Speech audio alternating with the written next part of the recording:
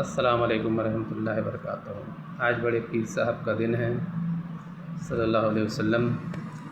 میرے بھائیوں، اللہ نے ہم فجر کی نماز پڑھنے کی توفیق عطا فرمائی اور انشاءاللہ چاروں وقت کی بھی نماز پڑھنے کی توفیق عطا فرمائے گا، اور جو لوگ بے نمازی ہیں اللہ ان کو بھی پانچوں وقت کی نماز پڑھنے کی توفیق فرمائے۔ میرے بھائیوں، جہاں بیٹھو اللہ کے رسول کا ذکر کرو، درود پڑھو، اور اگر ہاتھ پھیلا کے مانگنا ہے تو اللہ سے مانگو۔ اللہ کے علاوہ تمہیں دینے والا کوئی معبود نہیں۔ اللہ ہی تمہارا مددگار ہے، اللہ ہی تمہارا پالنہار ہے، اللہ ہی تمہارے لیے جو کر سکتا ہے سب کچھ اللہ ہی تبارک و تعالیٰ کر سکتے ہیں۔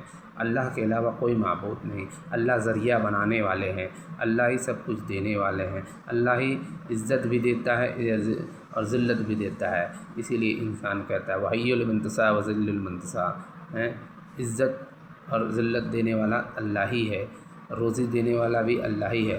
ہم اور آپ ایک فقیر ہیں اللہ کے آگے، فقیر جو ہم لوگوں کو ہاتھ پھیلا کر کے اس سے مانگنا ہے، گڑ گڑانا ہے، اور جب تبھی ہو سکتا ہے جب ہم عبادت کریں گے اللہ سے کے آگے، اور عبادت کر کے رو کے گڑ گڑا کے مانگیں گے۔ کچھ نفل نمازیں ہوتی ہیں جو اس کو ہم اگر پڑھ کے سجدے سحور میں دعائیں کریں گے تو اللہ ہمیں دے گا۔ اللہ کون سی ادا کب پسند کر لے کوئی ٹھیک نہیں ہے۔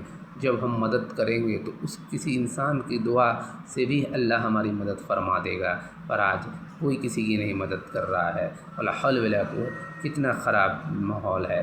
ہمارے رسول اللہ صلی اللہ علیہ وسلم اتنے بڑے پیغمبر اولیاء ہو کر کے وہ سب کی مدد کرتے تھے، وہ کوئی بھی شخص ایسا نہیں تھا جس کی انہوں نے مدد نہ فرمائی ہو، اور کسی کے ساتھ وہ ناانصافی نہیں کرتے تھے۔ کیونکہ ان کو یہ دکھانا تھا کہ دیکھو میری امت، تم لوگوں کو ایسے ہی چلنا ہے، تم لوگ میری امت رسول ہو، اللہ کے تم نیک بندے ہو اور میری امت ہو۔ تو جو نبی کے نیک امتی ہوتے ہیں وہ ان کے راہ دین پہ چلتے ہیں، ان کے راستے پہ چلتے ہیں، کسی سے بوال نہیں کرتے ہیں، اور اسلام میں تو خاص طور سے بحث بازی ایک دم ہی نہیں کرتے ہیں۔ اسلام میں بحث کرنا سب سے بڑا گناہ ہے۔ 72 فرقے ہیں، اب اللہ جانے کون سا فرقہ صحیح ہے، وہ صرف اللہ کا رسول ہی جان سکتا ہے۔ اگر کوئی بات بتا دے رہا ہے تو خاموشی سے سن لینا چاہیے ہم لوگوں کو۔ اللہ تبارک و تعالیٰ ہمارے گھروں میں خوشیوں کی توفیق فرمائے، اور نبی کے راہ دین کی ہم سب کو توفیق تعمیل عطا فرمائے، صلی اللہ علیہ وسلم کے وسیلے سے، آمین ثم آمین۔